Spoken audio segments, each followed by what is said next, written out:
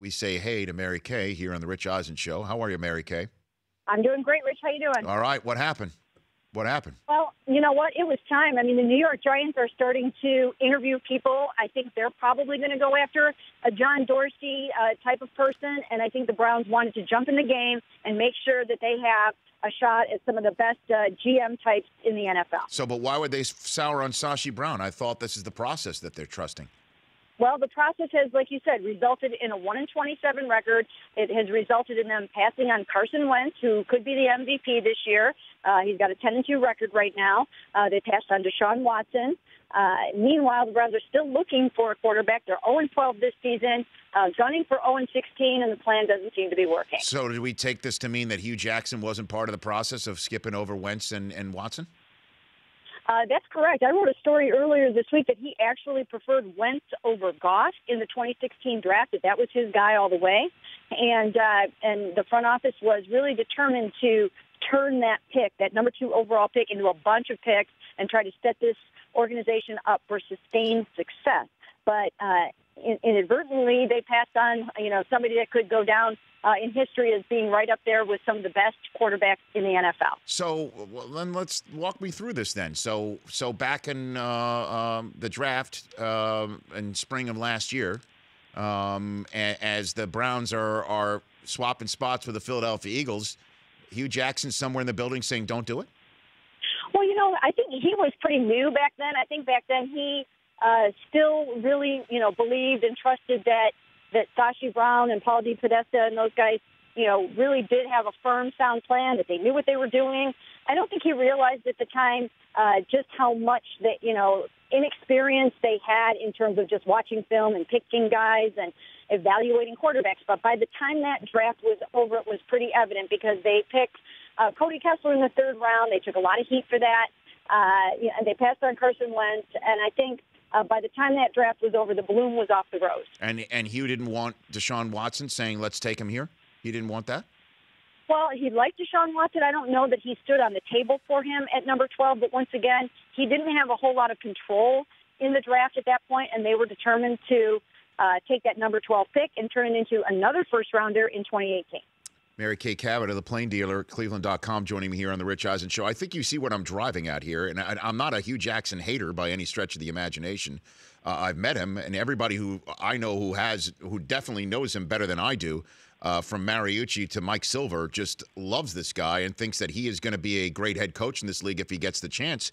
But who of the Dorseys or the DeCostas or the Elliott Wolfs of the world are going to come in to Cleveland and be told, you get to shop for the groceries, but this is your coach? Well, you know what I think this means? I think this means that Dee and Jimmy Haslam have kind of, sided with Hugh Jackson, and that he's probably going to have some say in who the new general manager is, because everyone knows that the coach and the GM have to be working in lockstep. So I would think that the names that start to crop up, that he will have some history with them or some relationship with them, or at least approve of them in some way. This is just the last team as I started the show, Mary Kay, the last team to do this was the Jets, where Rex stays, Mike T goes, but John Izek comes in. And we saw how that worked out. It just doesn't, these types of moves don't usually work out, Mary Kay, in the NFL. Well, you know what? It depends on how you set up your power structure, and I don't know what their thinking is yet. But if they give Hugh the power over the 53-man roster, and the 53, that's always overrated. What it means is if they give Hugh the authority to pick the players, if he's the final say on all of those players that they pick, then he could also pick his general manager. You know what I mean? It's not like wow. You're asking the general manager to come in and bend it to whatever he wants. If you give him that power, then, that changes the power structure a lot. Well, how's it going to sit in a fan base that's seen 1-27, where everybody's accountable, right? How are they going to like the fact that they're putting all the power now on Hugh Jackson, from what it seems like? Mary Kay, how's this going to work in Cleveland? I don't know if they will. I don't know if that's the plan, to give him those roster decisions. I'm not really sure yet what they have in mind with that. But I think this is the Haslams looking at this and saying, you know what? If the guy wanted a quarterback, he wanted Jimmy Garoppolo, didn't get that. He wanted Carson Wentz, didn't get that. He wanted AJ McCarron, that blew up. He went into the season without one quarterback who had ever won a football game on the roster, two who had never even started one, and a bunch of receivers who just, weren't very good. So I think the Haslams are looking at it as though they put a coach out there on the field to try to coach with a hand tied behind his back, and they're going to try to change that now. Well, that's commendable. I guess Mary Kay Cabot joining me here on the Rich Eisen Show. A couple more questions for you. What did happen with A.J. McCarron? What happened there? Well, you know what? I don't think the front office really wanted to do that deal. I think it was a Hugh Jackson thing. I think he pushed for it. I think Jimmy Haslam stepped in and said, get it done. And I think that, it just didn't happen in time. They didn't make the decision to get it done in time. Actually, they probably did have the time to notify the league properly, but for whatever reason, they didn't. They didn't notify the league by 4 p.m., and it fell through. So, if I may, is this like the moment you're on an elevator and you see somebody who wants to get on the elevator, you have the opportunity to hit the door open button, but you just don't want to? Is that basically what just happened? Nobody will ever really know exactly what the motive was behind that, but most people that I've talked to seem to think that if you want to execute a trade and you really want to get it done, that it's definitely doable, and you can get it done within moments, within minutes. It's not that hard to do. What you just described to me insubordination, though, Mary Kay. That's what. No.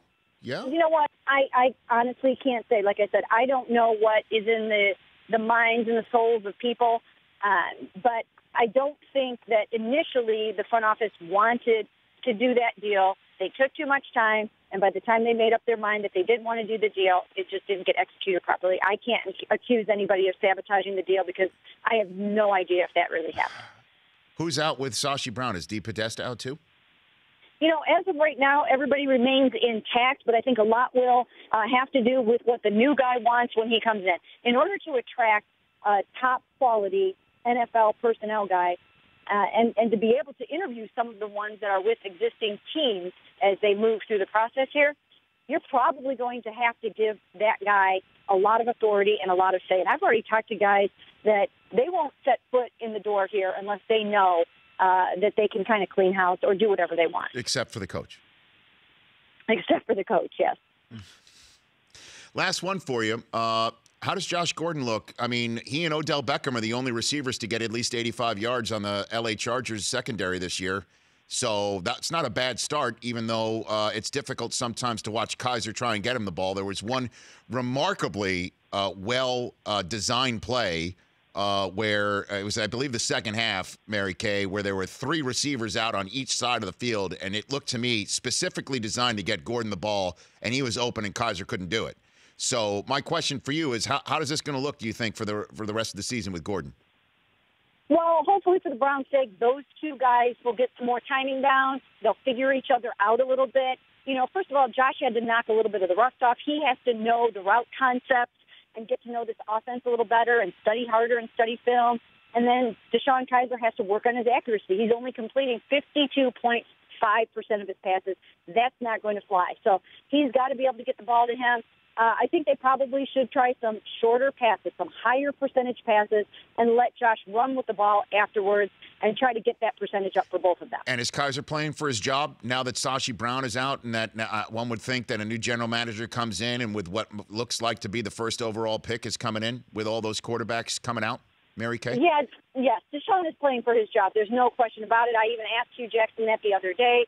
Isn't it a foregone conclusion you kind of have to draft a quarterback? And he said you can't have too many good quarterbacks on this team. We need to have that kind of a problem.